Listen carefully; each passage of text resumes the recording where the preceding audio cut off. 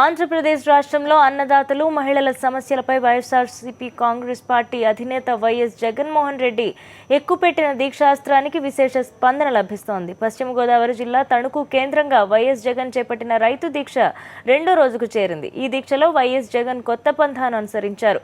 సమస్యలపై ప్రజాగళం వినిపించే ప్రయత్నం చేశారు. తొలి రోజు 2 నిమిషాలు మాట్లాడిన ఆయన ప్రజలు, పార్టీ నాయకులు మాట కల్పించారు. రైతు రుణమాఫీ, డ్వాక్రా రుణాల మాఫీ విషయంలో చంద్రబాబు సర్కార్ వైఖరిపై రైతులు, మహిళలు ఏమనుకుంటున్నారో వారి చేతే చెప్పించారు.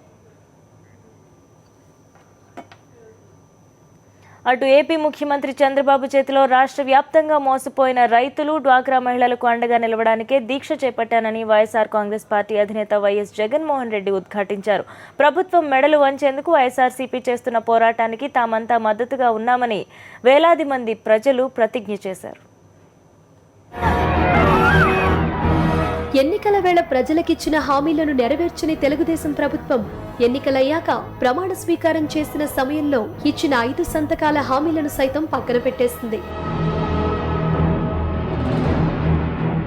ప్రభుత్వం తమను మోసం చేసిందని ఆగ్రహంగా ఉన్న రైతులు, డ్వాక్రా మహిళలు ప్రభుత్వంపై పోరాటానికి పిడికిళ్లు బిగిస్తోన్న తరుణంలో పశ్చిమ గోదావరి జిల్లా తణుకులో 2 రోజుల దీక్షకు కూర్చున్నారు జగన్మోహన్ రెడ్డి.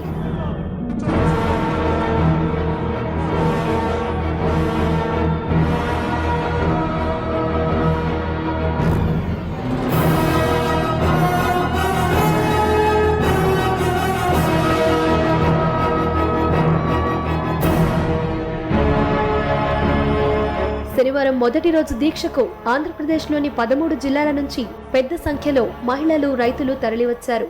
వేలాదిగా వచ్చిన జనంతో దీక్షా శిబిరం కిటకిటలాడింది.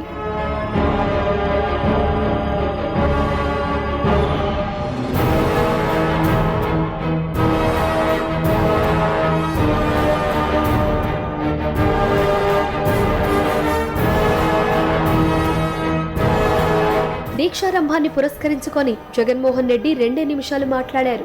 రెండో రోజు దీక్ష ముగింపు సమయంలో జగన్మోహన్ రెడ్డి సుదీర్ఘ ప్రసంగం చేస్తారు.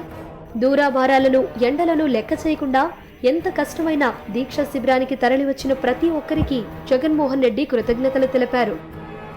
ఈ రైతుల కొరకు, డ్వాక్రా అక్క చెల్లెమ్మల కొరకు జరుగుతా ఉన్న ఈ దీక్షలో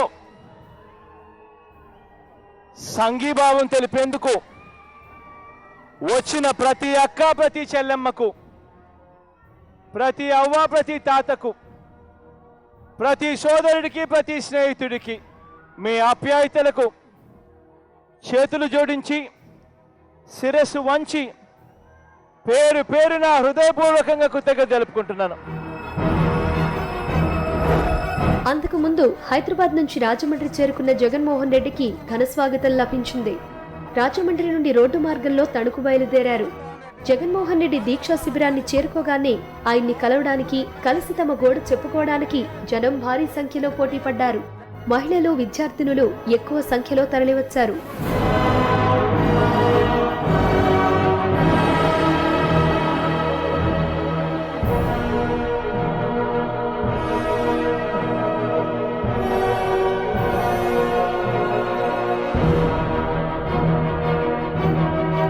రెండు రోజుల దీక్ష ఆదివారం ముగుస్తుంది. భవిష్యత్లో ఇలాంటి దీక్షలు, ప్రభుత్వ వ్యతిరేక పోరాటాలు నిరంతరం జరుగుతూనే ఉంటాయని, ప్రజా సమస్యల విషయంలో రాజీ పడే ప్రసక్తే లేదని జగన్మోహన్ రెడ్డి వారికి భరోసా ఇచ్చారు. జనరల్ డెస్క్, సాక్షి న్యూస్. ఆంధ్రప్రదేశ్లో అన్నదాతల కష్టాలకు చంద్రబాబు పాలనే కారణమన్నారు వైఎస్ఆర్సీపీ ఎమ్మెల్యే వై విశ్వేశ్వరరెడ్డి. చంద్రబాబు విధానాలతో కనీసం పండించిన పంట అమ్ముకునే స్థితిలో కూడా లేకపోయిందని ఆవేదన వ్యక్తం చేశారు. రైతు సమస్యల పరిష్కారం కోరుతూ పశ్చిమ గోదావరి జిల్లాలో వైఎస్ జగన్ చేపట్టిన రైతు దీక్ష సందర్భంగా అన్నదాతలు ఎదుర్కొంటున్న సమస్యలను ఏకరువు పెట్టారు. ఖరీఫ్ సీజన్లో పంటగా రైతులు అమ్ముకోలేకపోయారు. ఇంతటి దారుణమైనటువంటి పరిస్థితి ఉంది రాష్ట్రంలో. కాటన్ రైతులు తీవ్రమైన సంక్షోభాన్ని ఎదుర్కొంటున్నారు. ఈరోజు కాటన్ దిగుబడులు తగ్గిపోయాయి. పంటలను కొనేటువంటి పరిస్థితి లేదు. ఈరోజు ఎక్కడ ప్రభుత్వం అడ్రస్ లేదు వీటిని కొనేటువంటి విషయాల్లో. ఆ విధంగా ఈరోజు ప్రభుత్వం రైతులు పండించే పంటల విషయంలో వాళ్ళకి సహాయం చేయాలనేటువంటి ఏమాత్రం కూడా ఆలోచన లేదు.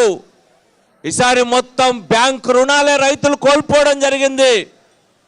55,000 కోట్ల రూపాయల రుణ లక్ష్యాన్ని నిర్ణయించుకుంటే ఖరీఫ్ రబీలో కలిసి 10% కూడా రుణాలు ఇవ్వాల. పంట పండిస్తే ఆ పంటను కూడా రాష్ట్రంలో కొనేటువంటి పరిస్థితి లేదు. ఈరోజు స్వామినాథన్ కమిషన్ సిఫార్సులు అమలు చేస్తామని చెప్పి అధికారంలోకి వచ్చిన తెలుగుదేశం పార్టీ ఈరోజు రాష్ట్రంలో ఎక్కడ కూడా కనీస మద్దతు ధరలను అందించేటువంటి ప్రయత్నాన్ని కూడా చేయకపోవడం దారుణమైనటువంటి విషయం.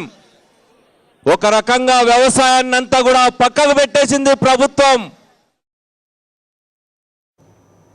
చంద్రబాబు అబద్ధపు హామీ వల్ల రైతులు ఎంతో నష్టపోయారన్నారు వైఎస్ఆర్ కాంగ్రెస్ పార్టీ నేత ధర్మాన ప్రసాదరావు. 60 ఏళ్లుగా ప్రభుత్వాలు చేసిన కృషితో దేశంలోనే అత్యధిక వ్యవసాయ రుణాలు ఇచ్చిన రాష్ట్రంగా వచ్చిన పేరును కూడా చంద్రబాబు పోగొట్టారన్నారు. మీరే బకాయిలనైతే ప్రభుత్వం కడుతుందని నమ్మించారో వారి బకాయిలు మీరు చెల్లించలేదు.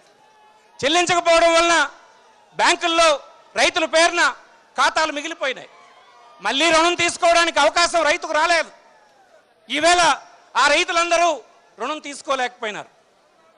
ఈ రాష్ట్రంలో మీరు ఒక్కసారి రైతాంగ రుణం గురించి చూస్తే గడిచిన 10 సంవత్సరాలు చేసినటువంటి కృషి, 60 సంవత్సరాలు వివిధ ప్రభుత్వాలు చేసినటువంటి కృషి ఫలితంగా దేశంలోనే అత్యంత ఎక్కువ రుణాలు తీసుకున్న రైతు రుణాలు తీసుకున్నటువంటి రాష్ట్రంగా ఈ దేశంలో ఆంధ్రప్రదేశ్ ఎదిగింది. అలాంటి రాష్ట్రాన్ని మీరు ఒక్క అబద్ధం వలన, అధికార దాహం వలన, మీ అసత్య ప్రకటన వలన ఒక్కసారి కింద పడిపోయిందే. 56,000 కోట్ల రూపాయలు ఈ సీజన్కి రుణం తీసుకోవాల్సినటువంటి రైతులు కేవలం 13,000 కోట్ల రూపాయలకు మించి బ్యాంకర్స్ ఇవ్వలేకపోయినారంటే ఒక్కసారి 65 సంవత్సరాల కృషి ఎలా కూలిపోయిందో మీరు గమనించినారా అని అడుగుతున్నాం. 65 సంవత్సరాల వ్యవస్థ రైతులకు జరిగినటువంటి మేలు ఒక్కసారి కూలిపోతే దాని పర్యవసానం మీరు గ్రహించినారా? దేశంలో ఇన్సూరెన్స్ అనేది మన రాష్ట్రంలో ప్రాక్టీస్ ఎలా ఉందంటే కేవలం బ్యాంకులో రుణం తీసుకుంటే మాత్రమే ఇన్సూరెన్స్ ప్రీమియం బ్యాంకర్ కట్ చేస్తే, విపత్తు వస్తే, నష్టం జరిగితే, గాలి వచ్చో, వానొచ్చో, కరువు వచ్చో, పంట పోతే ఇన్సూరెన్స్ వచ్చేటువంటి అవకాశం ఉంది. ఇన్సూరెన్స్లో కూడా నాడు మండలం ఒక యూనిట్గా ఉంటే అందరం ఫైట్ చేసి ప్రభుత్వాలన్నీ పోరాటం చేసి గ్రామాన్ని ఒక యూనిట్గా చేసుకొని రైతాంగానికి మేలు జరిగినట్టు చేసుకున్నాం. ఈవేళ అలాంటి సదుపాయాన్ని మీరు చేసిన అసత్య ప్రచారం వలన ఈవేళ కూలిపోయిందని మీకు మనవి చేస్తాం. ఏపీ సీఎం చంద్రబాబు 7 నెలల పాలన రాక్షస పాలనను తలపిస్తోందన్నారు వైఎస్ఆర్సీపీ రాష్ట్ర మహిళా అధ్యక్షురాలు ఆర్కే రోజా. సమస్యలతో రాష్ట్ర ప్రజలు అల్లాడిపోతుంటే బాబు టీం యోగా చేస్తూ టైంపాస్ చేస్తోందని ఎద్దేవా చేశారు. ఇదేనా నమ్మి ఓట్లేసిన ప్రజలకు చంద్రబాబు చేయాల్సింది అని ప్రశ్నించారు. రైతు సమస్యల పరిష్కారం కోరుతూ పశ్చిమ గోదావరి జిల్లాలో వైఎస్ జగన్ చేపట్టిన రైతు దీక్ష సందర్భంగా సర్కార్పై విమర్శలు గుప్పించారు ఫైర్ బ్రాండ్. అనుభవం ఉంది అంటూ తన అనుభవాన్ని ప్రజల్ని మోసం చేసి అధికారంలోకి రావడానికి ఉపయోగించుకొని ఈరోజు ఆ అధికారాన్ని పిచ్చివాడి చేతిలో రాయిలా వాడుకుంటున్నాడు చంద్రబాబు నాయుడు గారు. అధికారంలో రాకముందేమో రైతుల రుణమాఫీ, డ్వాక్రా అక్క చెల్లెమ్మల రుణమాఫీ, విద్యార్థులకి ఫీజు రీఎంబర్స్మెంట్, నిరుద్యోగులకి ఇంటికో ఉద్యోగం, ఇలా చేయలేని ఎన్నో హామీలు గుప్పించి ఈరోజు అవేమీ కూడా తనకు తెలియనట్టు ప్రజా సమస్యల్ని గాలికి వదిలేసి ఈరోజు ఈ రాష్ట్రంలో పరిపాలన అంటూ జరుగుతుందా అనే అనుమానాన్ని మన అందరికీ కూడా ఈరోజు చంద్రబాబు నాయుడు గారి పరిపాలన మనకు అనిపిస్తోంది. రైతు సోదరుల్ని, డ్వాక్రా మహిళల్ని తనని సీఎం చేశారు అన్న కృతజ్ఞత లేకుండా మోసం చేసి చెరువుగట్టు మీద కొంగల యోగా చేస్తూ కూర్చున్నాడు అంటే ఎంత సిగ్గుచేటో ఒకసారి మీ అందరు కూడా ఆలోచించాలి. రాష్ట్రాల్లో ఇన్ని సమస్యలుంటే ఒక్క సమస్యను కూడా పరిష్కరించడం కోసం చిత్తశుద్ధిగా పనిచేయకుండా ఈ రాష్ట్రాన్ని దేశంలోనే నంబర్ 1గా తీర్చిదిద్దుతాను అని చెప్తున్న చంద్రబాబు నాయుడు మాటలు వింటుంటే కూట్లో రాయి ఏరలేడు కానీ నోట్లో రాయి ఏరడానికి బయలుదేరినట్టున్నాడు.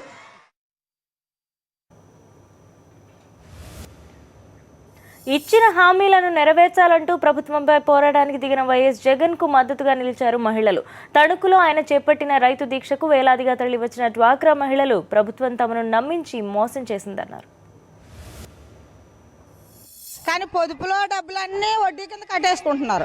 మేము దాన్ని చాలా నష్టపోతున్నామండి. ఎవరు చెప్పినా డ్వాక్రా చేస్తాం, రుణమాఫీ చేస్తాం, రైతులకి మేము అన్ని చేస్తాం, బంగారం అన్ని కూడా చేస్తామన్నారు. కానీ ఇప్పటివరకు ఏమీ లేదండి. మా బాటలు మా పొదుపులో కూడా డబ్బులు కూడా మేము డ్వాక్రాలో పొదుపు కట్టుకుంటున్నామండి. అవి కూడా మాకు వడ్డీ కింద వాళ్ళు ఇంట్రెస్ట్ కింద తీసేసుకుంటున్నారు. కానీ మాకు అందులో మాకు ఏం ఖర్చు వచ్చేది ఏమీ లేదండి. మాకు ఎప్పుడన్నా కావాలనుకుంటే మేము అందులో తీసుకొని మాకు తక్కువైనప్పుడు తీసుకుందాం అనుకుంటున్నామండి. అయితే ఆ డబ్బులు కూడా మాకు అందులో తీయట్లేదండి. మేము దానివల్ల మేము చాలా కూడా మనం నష్టపోతున్నామండి. గతంలో ఈ రుణమాఫీ జరుగుద్దని చెబితే చాలా మంది కట్టడం మానేశారు. వడ్డీ విపరీతంగా పెరిగిపోయింది. ఆ వడ్డీ పరిస్థితి ఏంటి ఇప్పుడు? ఆ వడ్డీ గురించి మా పొదుపులో డబ్బులు తీసేసుకుంటున్నారండి. ఆ పొదుపు ఇది వరకు మాకు వర్షాకాలం వచ్చేటప్పటికి ఆ పొదుపు మాకు ఆధారం అయ్యేదండి. ఇప్పుడు ఆ పొదుపు కూడా మాకు ₹1 రానివ్వట్లేదండి. పొదుపు అంతా వాళ్ళ దగ్గరే పెట్టుకుని పొదుపు వాళ్ళ దగ్గరే ఉంచుకుని మాకు చాలా ఇబ్బంది పెడుతున్నారండి మమ్మల్ని. మేము పొదుపు ముందు కట్టుకునేది అంతా వర్షాకాలం ఇబ్బందుల్లో తీసుకునేవాళ్ళం అండి ఇది వరకు. ఇప్పుడు అలా మాకు రావట్లేదండి. అది ఇప్పుడు మా అన్న ఇప్పిస్తారని మేము ఇక్కడికి వచ్చి పోరాడుతున్నామండి. ఇది ఒక్కొక్క రూపాయి దాచుకునేవారు ఎప్పుడో ఒకప్పుడు తాము చేసిన పొదుపే ఉపయోగపడుతుందని ఏదో రకంగా ఆదుకుంటుంది అనుకునేవారు. అయితే ఇప్పుడు ఆ పరిస్థితి కూడా కనిపించలేదని చెప్తున్నారు మహిళలు. అదే రుణమాఫీ అనండి అంటే మేము ఓట్లు వేసామండి. వేస్తే ఆ రుణమాఫీ మేము 4 నెలలు కట్టలేదండి. డబ్బులు కట్టకపోతే ఇప్పుడు మాకు 60,000 దాకా 70,000 దాకా అందులో ఉందండి. ఉంటే మీరు కట్టలేదు కదా అనేసండి ఈ డబ్బు మేము కట్టి డబ్బు వడ్డీ డబ్బులు మొత్తం తీసేస్తున్నారండి. అందులో మాకు పొదుపు ఏమీ లేదండి. మళ్ళీ ఎప్పుడు మామూలుగా కడుతున్నామండి. మేము ఇప్పుడు కడుతున్నామండి. కట్టకపోతే మరి వడ్డీలు వేసేస్తున్నాడు కదండి. వడ్డీలు తినేస్తానికి మేమేం చేయమని చచ్చి కడుతున్నామండి. ఆడవాళ్ళు మగవాళ్ళు పని చేసుకుని కడుతున్నామండి. ఇంకంతకంటే ఏముందండి. అది ఇళ్ళతిపతి వేసామండి ఓట్లు. ఏదో మమ్మల్ని సాయం చేస్తాడని ఏం చేశాడు? సాయం చేశాడు అంటే ఏం చేశాడు? ప్రభుత్వం తమను ఏదో రకంగా ఆదుకుంటుందని ఆశపడి ఓట్లేసి చంద్రబాబును గెలిపించామని ఇప్పుడు జరుగుతున్న పరిస్థితి చూస్తుంటే డ్వాక్రా రుణాలు మాఫీ చేయడమే కాకుండా అసలు అది జరగకపోగా ఉన్న పొదుపు డబ్బు కూడా వాడేసుకుంటుందని ప్రభుత్వం తీవ్ర ఆవేదన వ్యక్తం చేస్తున్నారు. ఈ పరిస్థితి కొనసాగకుండా ఉండాలని తమ గళం వినిపించడానికి జగన్మోహన్ రెడ్డి సభకు తమ దీక్షకు హాజరై తమ మద్దతు ప్రకటించామని ఇక్కడ మహిళలంతా చెప్తున్నారు. దీక్ష జరిగే స్థలం నుంచి వీడి journalist Harish for Sakshi news.